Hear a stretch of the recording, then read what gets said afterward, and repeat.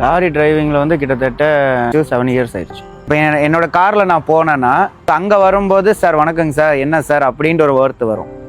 So அதே time நான் லாரிக்குள்ளே வரும்போது இறங்கடா கீழே வார்த்தைகள் மாறும்.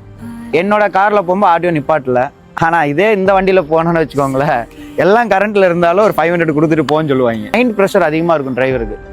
மெயினாக அந்த காரு பைக்கு இந்த 2 பேரும் பண்ணுற தப்புக்கு ஒரு விபத்து நடந்துருச்சுன்னு வச்சுக்கோங்களேன், முதல் அடி டிரைவருக்கு தான் விழுது. நாங்கள் ஒரு டிரைவர் ரோட்டில் நிற்கிறாருன்னா நாங்கள் காக்கியை பார்த்து நாங்கள் நிப்பாட்டுவோம். பஞ்சர் ஆயிடுச்சு, இல்லை அவனுக்கு ஏதாவது நிலைமை ஆயிடுச்சு, இல்லை வண்டி திருடிட்டு போயிருச்சான்னு சொல்லி நாங்கள் நினச்சி நிப்பாட்டுவோம். இதை வந்து இப்போ யூஸ் பண்ண ஆரம்பிச்சிட்டாங்க. இந்த தெஃப்ட் பண்ணுறவங்க இந்த மாதிரி யூனிஃபார்ம்ட்டு நாங்கள் இப்போ அந்த அண்ணா நிற்கிறாரு, அண்ணா ஏதோ எமர்ஜென்சின்னு சொல்லிட்டு நாங்கள் டோரை ஓப்பன் பண்ணால் எங்கள் கழுத்தில் கத்தி வச்சுருவாங்க. இப்போ என்னன்னா உண்மையிலுமே ஒரு டிரைவர்னா எங்களுக்கு நிப்பாட்ட முடிய மாட்டேங்குது. இதெல்லாம் நான் லவ் பண்ணி வந்திருக்கேன். பப்ளிக்கே வந்து பார்த்தீங்கன்னா டிரைவர்ஸை பார்த்தா மதிக்க மாட்டாங்க.